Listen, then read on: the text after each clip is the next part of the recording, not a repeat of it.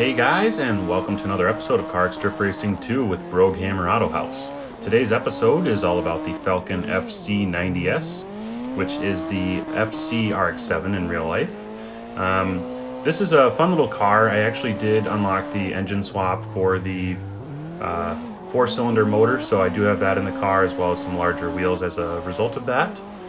But in general, this was a really fun car. I really liked it from the get-go. I bought it very early on when I started playing, and it worked really well with even the stock motor. I had it upgraded all the way to Pro Drift 3, and now with the new motor and the added power, it's really made a big difference in how well it drives. Like I said, it was still great before, but it's just a whole new world now. And as soon as we get through a couple of these little driving clips here, I'll go through my full tune breakdown and we'll give you guys the tune on the car, all the details. And if you have any questions, as always, leave a comment below. And don't forget, if you can, to hit that like button and subscribe. We just hit 600 subscribers, which may sound like a small milestone, but it's a big one for me. You know, every milestone counts, and happy we made it to 600. So we'll keep on going.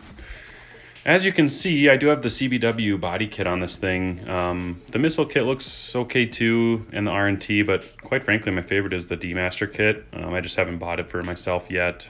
50 gold is pretty steep for a body kit, but eventually I'll get there. I just mostly spend a lot of the gold on these upgrades, and you know, Pro Drift 3 it takes usually 50, 60 gold out of your pocket in order to get them all upgraded. So as you see here, like I said, Pro Drift 3, when it's stock, it has about 500 horsepower.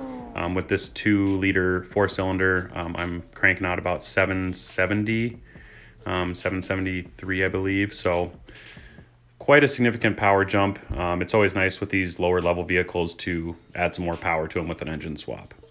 So I have my springs at 12 centimeters, front and rear. Those are the same. Stiffness, sway bar, toe. This is all pretty standard settings for how I tune my vehicles.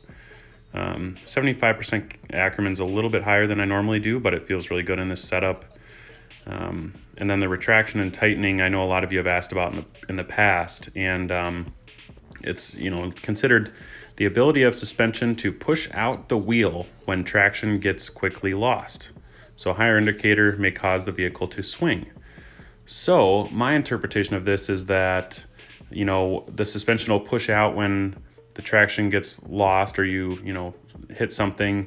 And if you need to counter that, it'll swing back the other direction and go the other way. But I need to do a lot more playing around with the retraction because I haven't found it to be super useful in my tuning. But here on the wheel setup, I do run a smaller wheel in the front and then a 305 in the rear, a little bit larger. It just feels better on this vehicle.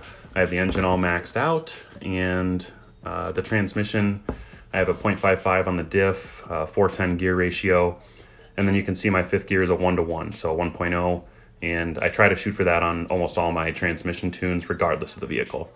It's always good to have that 1-to-1 ratio. Axis width is normal, mass is all the way down, and that's really it for the tune, guys. So as always, I appreciate you being here and watching the videos. If you have any comments or have any suggestions for future videos or tunes that I haven't done yet on certain vehicles, leave a comment below and I would be happy to do them. Thanks for watching, guys. We will see you next time.